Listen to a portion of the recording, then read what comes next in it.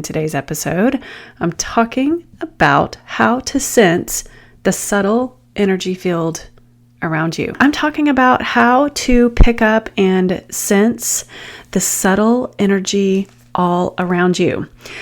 So as I've mentioned over and over and time again, as empaths, we sense subtle energy. We can pick up on things, right?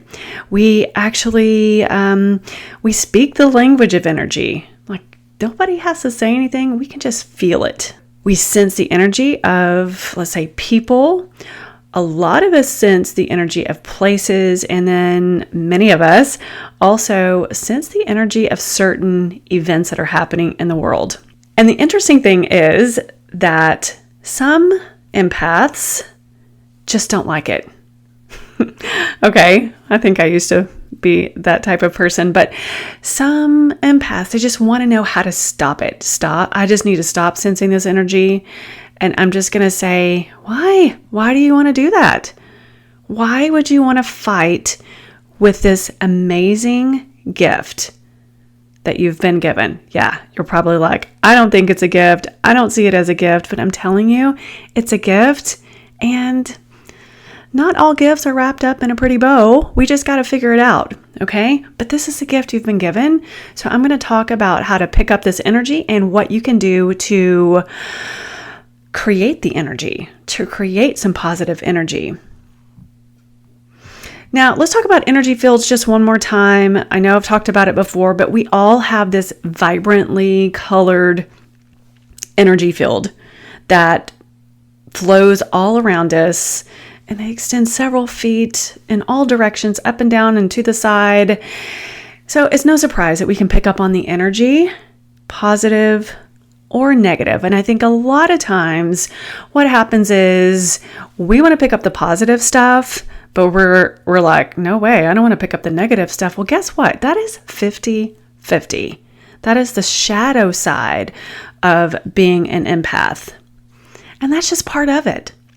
Okay, there's good and bad in everything. There's 50-50 in everything. Now, I'm going to tell you one of the positive things that I have come to realize, and I've started practicing it, is that we can also influence the energy in our own space and the space that we walk into. Right? We just have to be deliberate. Now, your own positive energy practices are going to come into play here. Yeah, you're going to have to practice. And listen, they're super simple and you can practice them at any time, right? Yoga and meditation really helps balance all of these emotions that come up when we start to feel things. Also, I talk about getting outside a lot. Yes, getting outside kind of neutralizes that. So if you can think of different practices that can neutralize some of that negative part of the 50-50 that you might be picking up, and really just taking care of ourselves from the inside out. It's going to look a little different for everybody. We've all got our own little practices. And also limiting those energy vampires. Now, I talked about energy vampires in the first few episodes, and it doesn't just mean people. Just remember that. Energy vampires can be TV, the news, constant negative news, social media, and obviously other people too, but just look at it as, where you're paying attention. Okay. So if you're looking at social media and starting to feel like you're getting drained, just put it down and give yourself 24 hours, right? The bottom line is you do have a choice here, right? And I know I get into it too sometimes, and I'm like, man, I just felt awful. I'm like, well, no wonder. You've been looking at the TV all day, or you've been looking at social media all day. Not all day, but sometimes it feels like that, right? Now, I'm going to talk to you next about how to practice sensing energy around people or even places. And you might think this is some big secret. It's actually so easy. You can go right after this podcast and start playing around with it. I want you to keep that sense of fun, okay, in what you're practicing. And my meditation teacher, David G., he's got this thing and he calls it attention and intention. And I think that is a beautiful way to step into this energy practice. And it's really just being deliberate, paying attention, and being intentional. Now, this is something, again, that you can play around with, and it's incredibly easy, very, very simple. You can do it anytime, anywhere. I do it at the store a lot. I do my Sunday morning grocery shopping, and I just pick up the energy. And I also know that I can influence the energy. If you don't believe me, have you ever seen one of those people that just walks into a room and their energy is just so positive? They don't have to say anything. It might have anything to do with what they're wearing. They just have this presence, this aura, this energy surrounding them. You're just attracted to them. You're magnetized toward them, like, oh, this person seems so interesting. And they haven't said a word. Okay, so the first thing I'm going to tell you about practicing sensing energy around people is, as you go throughout your day, pay attention to exactly what positive energy feels like. I'm going to give you a hint. You already know. If you're able to recognize negative energy, you have the capacity to recognize positive energy. You just have to really start paying attention and go a little bit deeper. Ask yourself, in the positive realm, does my vitality increase around certain people, or around this person, or around this group of people? Or ask yourself, do I feel relaxed? Do I feel uplifted? Ask yourself those just simple questions, and then really pay attention. Now, obviously, on the negative side, you can ask yourself something similar. Ask yourself, am I feeling tired for no reason? Or am I feeling kind of yucky and sick after spending time with this person or these people, or overwhelmed or anxious? Now, some of us are so empathic that we can pick up sadness in some people. It doesn't mean they're an energy vampire. It just means we're filled with compassion, and that's also okay. And it's really just up to you on what you do with it. You can increase the energy field. You can bring some positive energy into a space where someone might be sad, or you just pick up that somebody might be sad, or maybe they're going through something. That doesn't mean they're an energy vampire.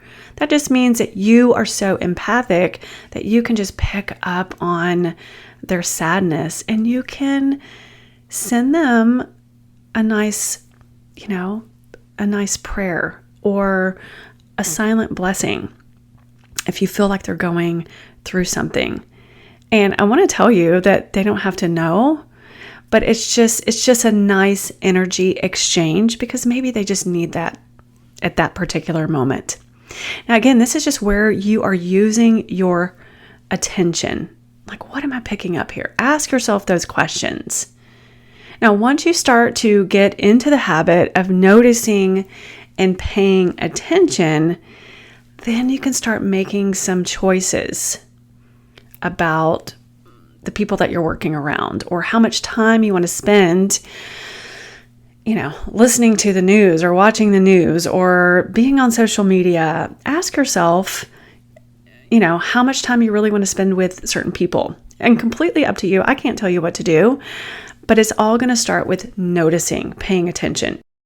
If a certain relationship is constantly making you feel awful, I think you know what to do. You can limit your time with this person, or you can maybe shift the relationship a little bit. You can still be in a relationship with someone. Maybe it just is going to look a little differently from now on. So remember, this is where you are using your intention. So attention is just paying attention to what's going on, picking up that energy, and then you can start making those choices for yourself. So once again, this is a very, very simple practice. There's no magic to it, right? It's just really, really basic. And that's really what I love to teach. There's nothing fancy that you have to do, right? And you just really need to get into the habit of doing that. Now, I have 3 really great questions that you can ask yourself. Now, the first question is, number 1, you can write it down. How can I be an example of what is possible? Number 2, this is one of my favorite ones, by the way. What can I do to laugh a lot today? I bet you didn't see that one coming. And number 3, what choices can I make today that will benefit me and those around me? So again, you influencing the energy field around you. So let's go back to number 1. And I actually did this as I was taking the notes for this podcast episode. So number 1, once again, how can I be an example of what is possible? And so I had a little think and I wrote down a couple of things. And the first thing I wrote down was taking care of my mind by writing down these energy shifts that I'm noticing, that I'm paying attention to. So remember, I talk about writing a lot. It really slows the mind down and we're not rushed around to hop from one thought to another. Okay. So take care by writing it down, by writing down like, ooh, I really noticed a subtle energy shift. How did I show up in this space? I also, how can I be an example of what is possible? I keep up my meditation practice every single morning. That's something that I just do. And it's so interesting. A lot of people are like, oh, I could never do that. I'm like, of course you can.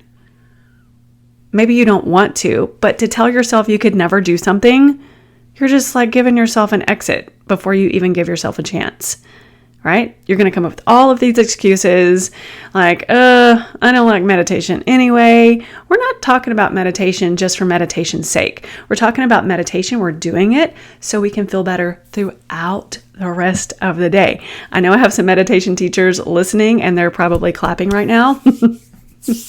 Some of my fellow teachers. Now, I also, to be an example of what's possible, I also set smart boundaries with myself.